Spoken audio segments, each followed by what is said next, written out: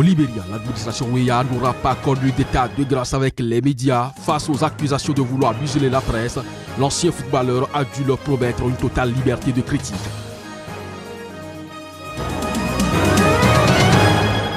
En Libye, plus d'1 million de personnes ont besoin d'assistance humanitaire. C'est ce qu'a indiqué l'agence de l'ONU pour les réfugiés, qui a plaidé également le cas des civils, notamment ceux qui ont fui leur domicile. Au Nigeria, la contrebande est en train de gagner du terrain. Le directeur de la zone sud de la douane était face à la presse pour dénoncer le fait et évoquer les mesures prises par le Nigeria pour éradiquer le phénomène.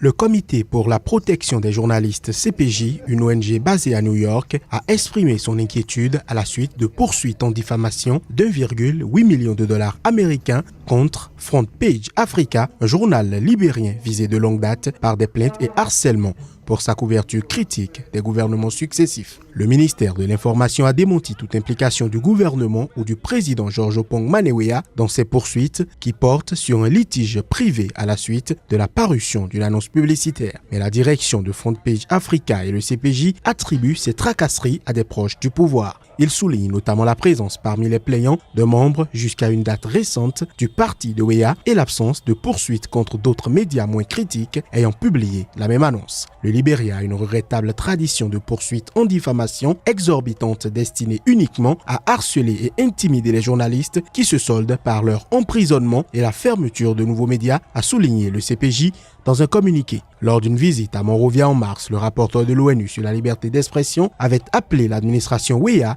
à développer les acquis du Libéria dans ce domaine, insistant sur la décriminalisation de la diffamation et la transformation du service de radio-télévision. Parallèlement à la plainte contre Front Page Africa, une passe d'armes a opposé George Weah au correspondant de la BBC qui a depuis quitté provisoirement le pays pour les États-Unis, disant craindre des représailles de la part des partisans du populaire président libérien.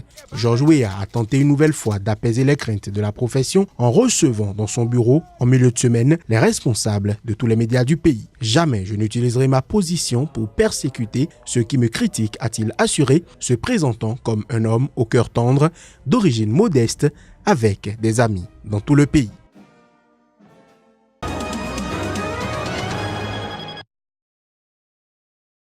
La douane nigériane renoue une fois encore avec sa stratégie de répression des produits illégalement introduits au Nigeria. Information portée à la connaissance des hommes de médias par le directeur zone sud couvrant les 6 régions, à savoir le contrôleur Ouba Mohamed. Face à la crise économique liée à la dépréciation de la monnaie du pays qu'est le Naira, les Nigérians préfèrent acheter des produits des pays avoisinants tels le Bénin, le Togo ou le Ghana à moindre coût et les revendre au Nigeria, pays où la demande en consommation des produits de première nécessité tels le riz, l'huile et les autres sont très sollicités. L'importation de ces produits n'est pas sans conséquence sur l'économie du géant Nigeria et face à la recrudescence de la contrebande, la douane nigériane a décidé d'aller en guerre contre de telles pratiques.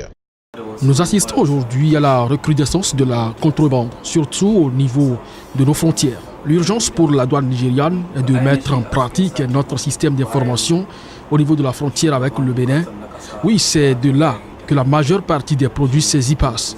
La contrebande détruit notre économie. La majeure partie des personnes arrêtées ne sont pas nigérians et quand on leur pose la question de savoir pourquoi elles insistent, la réponse, on doit manger. Le gouvernement nigérian, à travers un décret présidentiel, vient de donner carte blanche à la douane pour opérer et arrêter tout contrevenant qui s'adonnerait à la contrebande, y compris les officiels.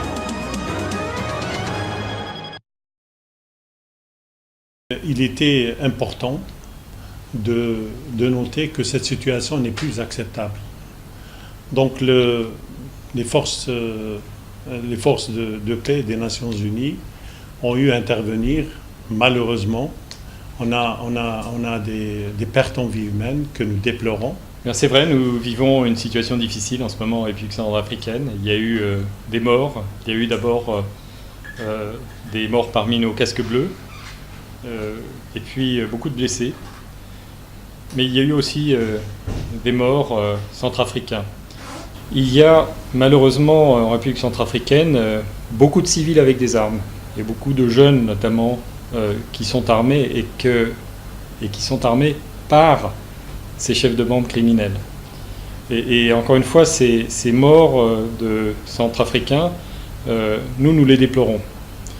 Donc nous allons travailler dans les prochains jours et nous avons déjà rencontré les autorités centrafricaines hier, mes chers Guy et moi. Aujourd'hui, nous avons rencontré les communautés du PK5, les associations de femmes, les leaders religieux. Et nous sommes convenus avec la MINUSCA, avec les représentants de l'Union africaine, de travailler pendant les prochains jours de manière très très déterminée à rétablir le dialogue et la confiance et à faire en sorte qu'il y ait une plateforme commune de tous ceux qui veulent la paix. Ils sont très nombreux en République centrafricaine.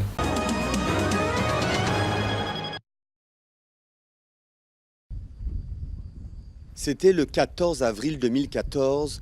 Le groupe islamiste Boko Haram prenait d'assaut l'internat de la ville de Chibok, dans le nord du Nigeria. 276 filles sont kidnappées. 4 ans plus tard, 112 sont toujours captives. Pour les familles des lycéennes et les militants du mouvement Bring Back Our Girls, l'attente est devenue insoutenable. Le gouvernement n'en a pas fait assez pour ramener les filles de Chibok. Assez signifie que toutes les filles reviennent. Cela fait 4 ans que nous attendons. C'est malheureux et décevant. Le gouvernement nigérian, d'abord critiqué pour son inaction après l'enlèvement des filles, s'est par la suite décidé à lancer une guerre totale contre le groupe islamiste. Depuis, une centaine de filles ont été libérées. Les autorités ne cessent de répéter que Boko Haram est vaincu. Le groupe armé ne contrôle plus de larges parties du territoire nigérian, comme ce fut le cas entre 2014 et 2015. Mais le conflit continue de faire de nombreuses victimes. I want to appeal to the Chibok community never to lose hope. Je veux dire à la communauté de Chibok de ne jamais perdre espoir. Nous sommes plus déterminés que jamais à ramener les filles de Chibok manquantes. Nous devons y parvenir et ce sera bientôt le cas par la grâce de Dieu. Dans une vidéo diffusée en janvier par le groupe djihadiste, 14 lycéennes présumées de Chibok affirmaient avoir été mariées par le chef de Boko Haram et qu'elles ne rentreraient jamais chez elles. L'enlèvement de masse des filles de Chibok est devenu le symbole de la jeunesse sacrifiée dans le nord-est du Nigeria. Selon l'UNICEF, près de 1400 écoles ont été détruites. Des dizaines d'étudiants et près de 2300 professeurs ont été tués depuis le début de l'insurrection au Nigeria en 2009.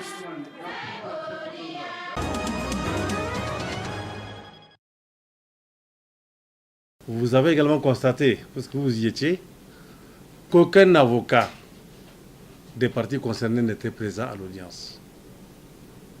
Nous l'avons fait parce que nous avons la certitude que c'était ce verdict-là qui allait être prononcé. Il n'y a pas de surprise, il n'y a aucun, un fait d'annonce à faire par rapport à cela. La Cour avait proposé la déchéance du pouvoir de Mamadou parce qu'il ne s'est pas constitué prisonnier. J'avais saisi la Cour, comment on appelle cela, constitutionnelle, pour soulever le fait que l'article que la Cour invoque n'est pas conforme à la Constitution. Puisque, par principe, non seulement par rapport à la Constitution, mais par rapport à certains traités internationaux que le Niger a ratifiés, on ne peut pas imposer à quelqu'un qui n'a pas été définitivement condamné de ne pas pouvoir accéder à son juge. Et je l'avais également dit que la Cour avait rendu un arrêt mitigé, mais au moins l'arrêt de la Cour de Constitution avait le mérite de dire que si l'article dont il s'agit est conforme à la Constitution, elle a rappelé le pacte sur les droits civils et politiques qui dit qu'on ne doit pas se mettre en état, c'est-à-dire qu'on ne doit pas se constituer prisonnier. La Cour constitutionnelle, cela-là, elle l'a affirmé. Elle a dit sous réserve, par rapport à ce pacte-là, que le pouvoir doit être déclaré recevable. La Cour n'a pas tenu compte de cet arrêt. J'ai rappelé un arrêt de la Cour qu'elle a rendu elle-même, qui dit que cet article-là, il n'est pas conforme à certains instruments internationaux comme la Société africaine de l'homme.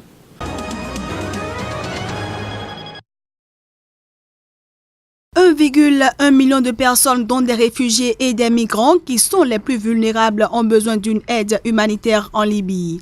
Il s'agit d'une statistique rendue publique ce jeudi dans un communiqué par le Haut Commissariat de l'ONU pour les réfugiés.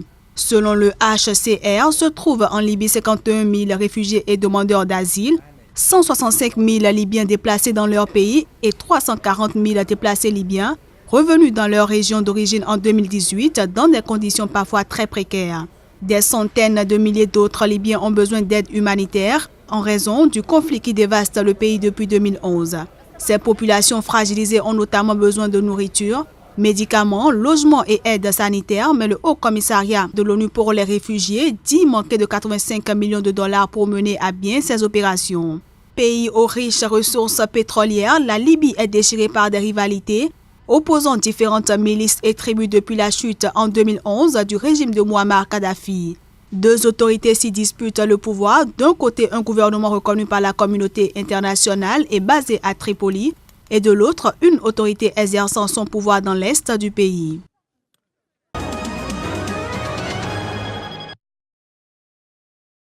« 500 migrants érythréens et soudanais en situation irrégulière en Israël pourraient être accueillis en Ouganda à la suite de leur expulsion par l'État hébreu. Il s'agit d'une requête que le gouvernement ougandais envisage positivement.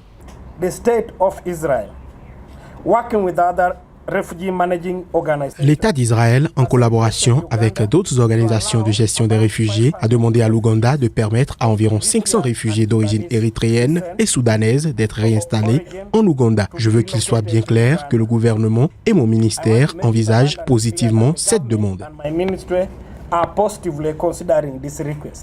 Kampala qui fait cette annonce après plusieurs mois de démenti formel de tout accord sur la question a assuré qu'Israël ne le payera pas pour accueillir ces migrants. Les motivations ougandaises sont purement humanitaires et que les migrants ne seraient pas déportés de force.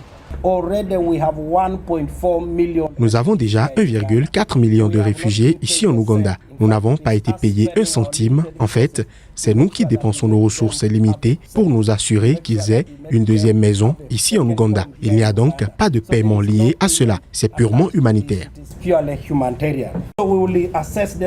Ceux qui veulent travailler à Kampala, Jinja, Soroti ou autres, nous pouvons les aider à le faire s'ils en ont la capacité. Ceux qui en sont incapables et veulent rejoindre leurs proches parce que les Érythréens sont principalement dans les camps de réfugiés à Hoima. Il y a aussi des Érythréens dans le camp de Nakivale dans l'ouest de l'Ouganda. Nous verrons si nous pouvons les mettre en relation avec leurs familles. Le gouvernement d'Israël veut expulser des milliers d'Érythréens et de Soudanais entrés illégalement dans le pays et qui n'ont pas de demande d'asile en cours d'instruction. Le plan d'expulsion a suscité de nombreuses critiques, notamment du Haut Commissariat aux réfugiés de l'ONU, mais aussi de la société civile en Israël. Début avril, le Premier ministre israélien Benjamin Netanyahou avait accepté d'annuler ce programme d'expulsion, assurant qu'un accord avec l'ONU allait permettre de transférer les migrants concernés vers des pays comme le Canada, l'Allemagne ou l'Italie, avant de faire volte-face quelques heures plus tard, annulant l'accord avec l'ONU.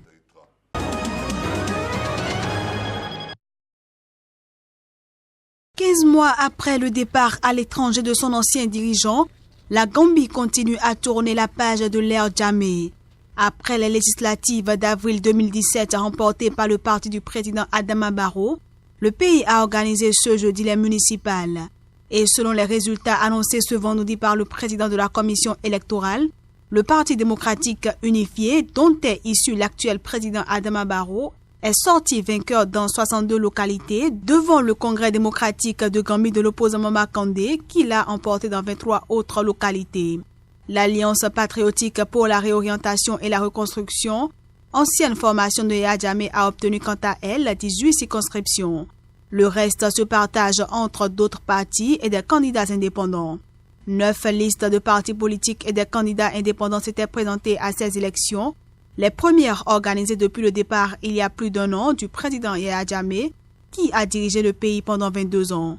Ces élections visaient à renouveler les conseillers municipaux dans les 120 circonscriptions du pays, dont la grande majorité était contrôlée par l'ex-parti de Yahya Jammeh.